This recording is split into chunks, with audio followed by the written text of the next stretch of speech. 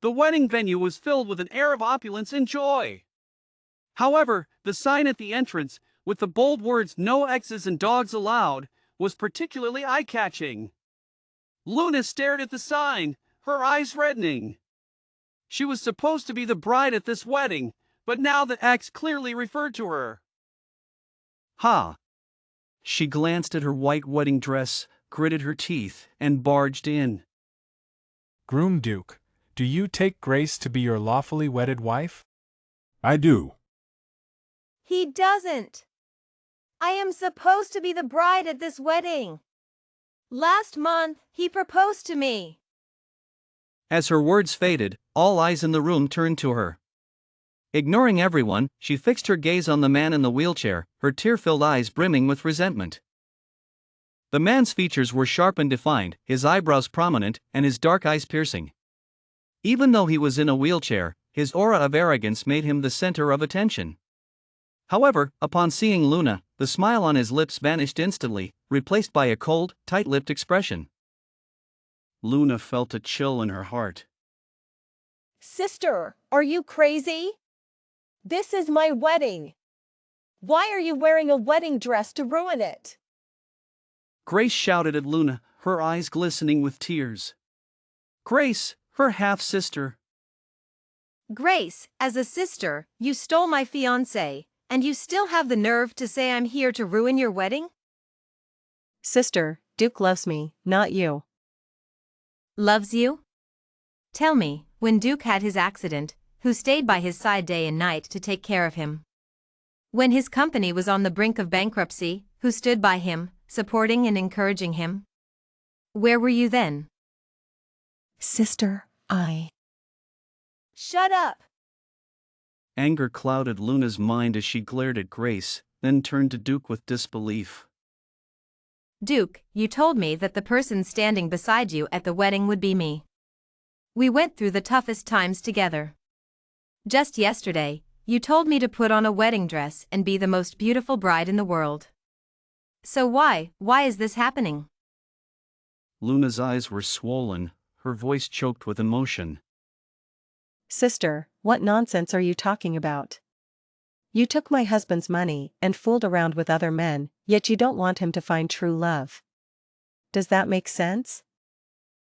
Luna's heart pounded, her eyes wide with disbelief. Grace, do you even know what you're saying? She stood before them, her voice cold and steady. Sister, I know exactly what I'm saying.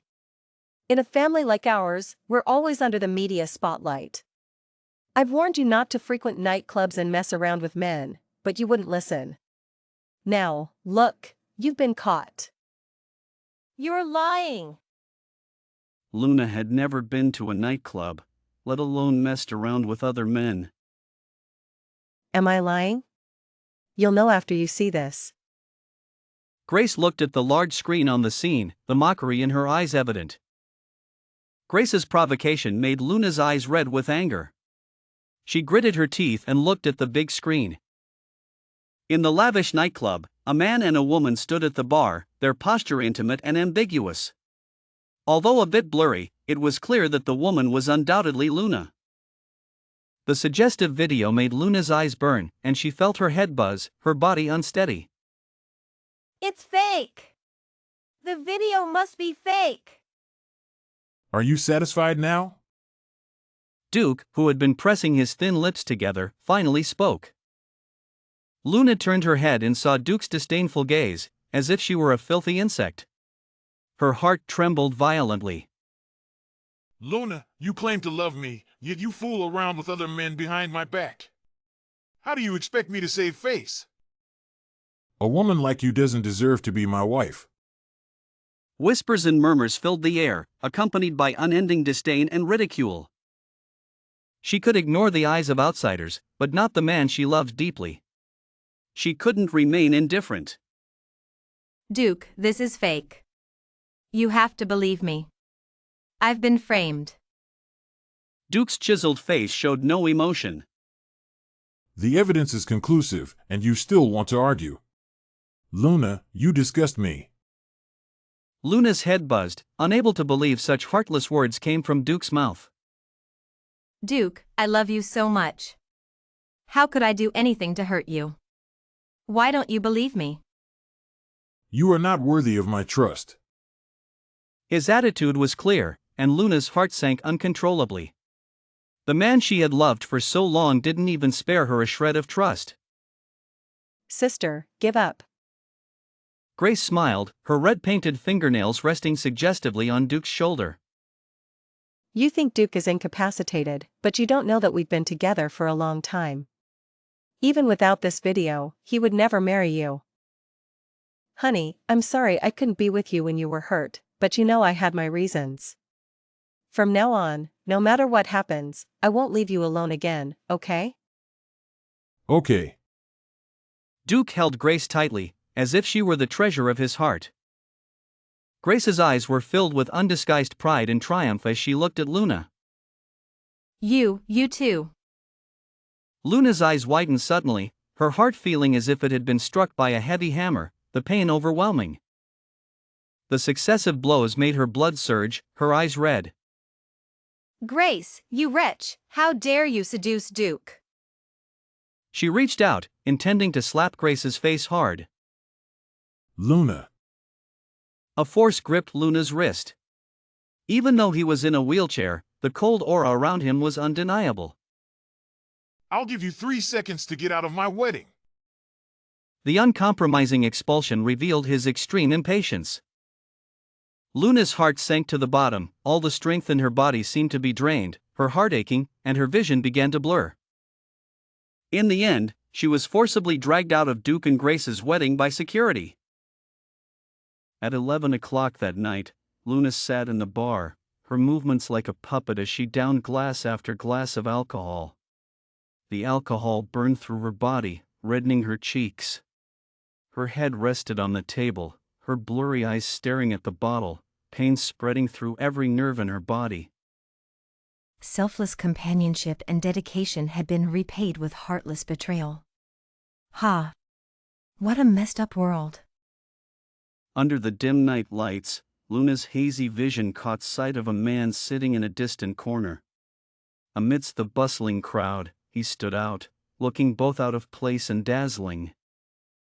Hey, man, I've taken a liking to you. How much for you to spend the night with me? Do I look like a man for sale?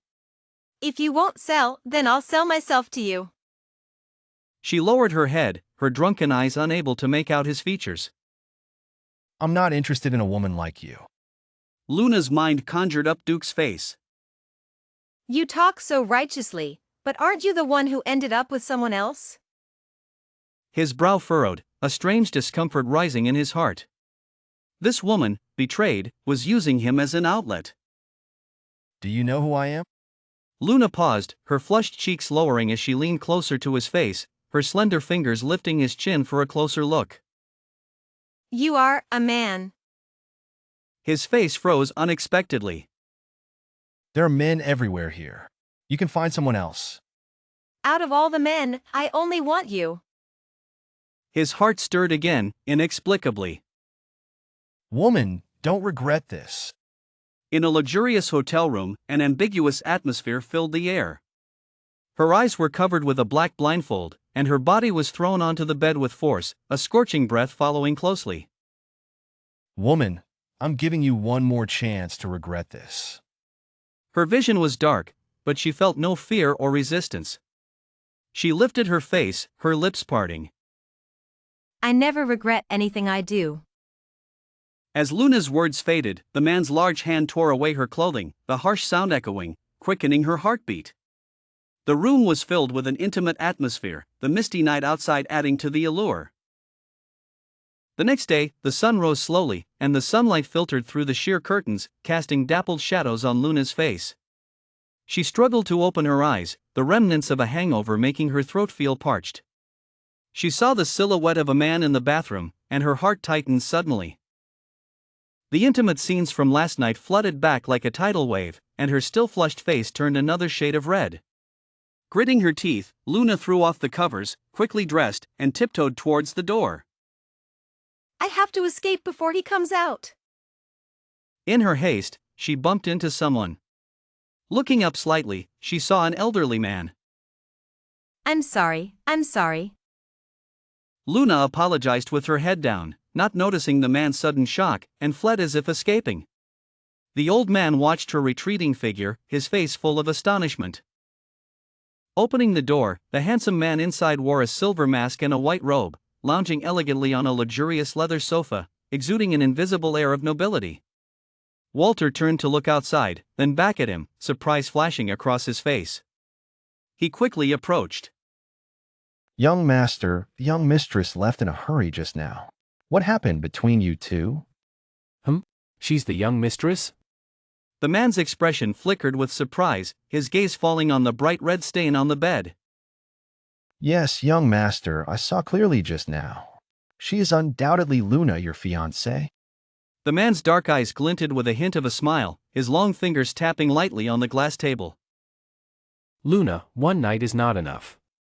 Walter was shocked. Since the engagement, the young master had shown no interest in meeting the young mistress. What had changed this time?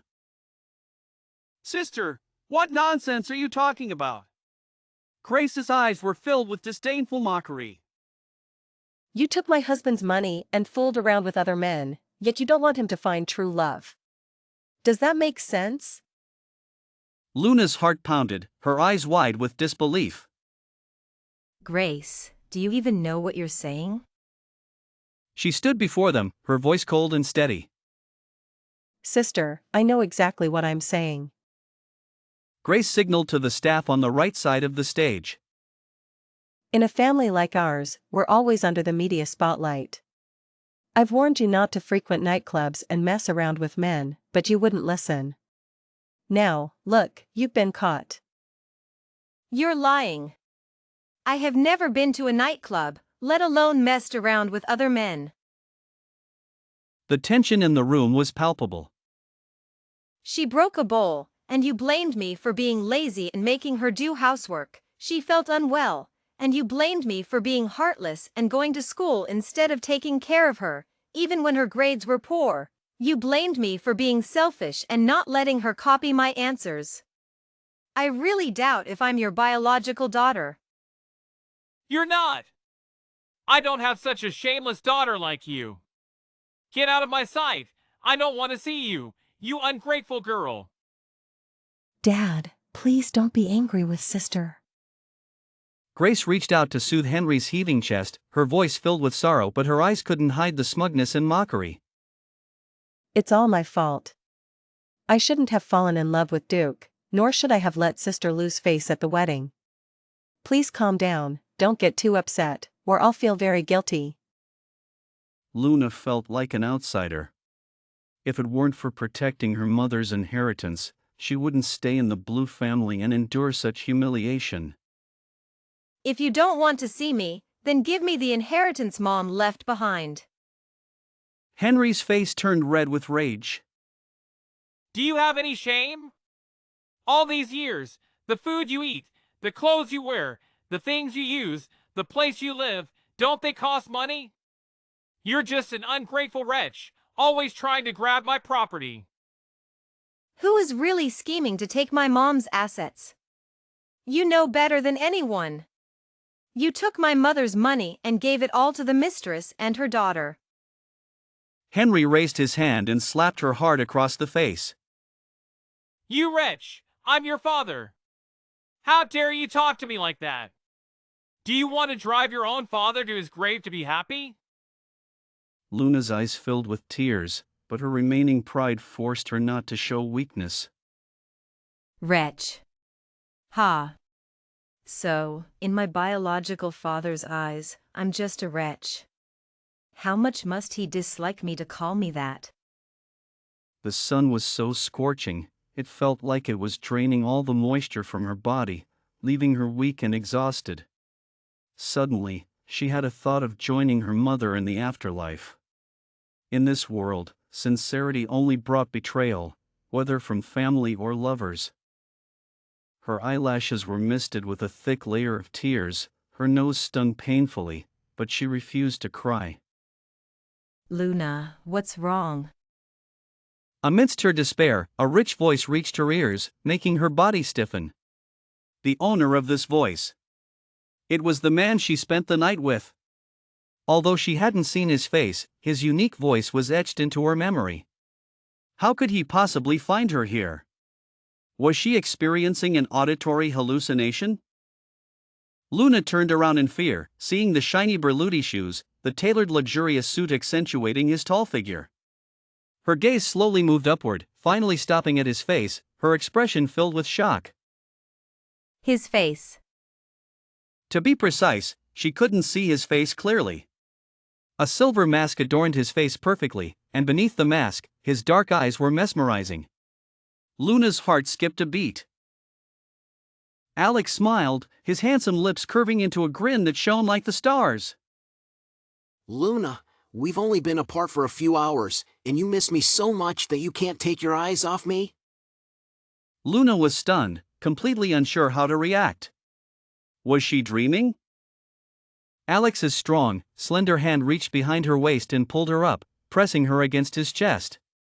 His fresh scent enveloped her, making her heart flutter. Suddenly, the ambiguous scenes from last night flooded her mind.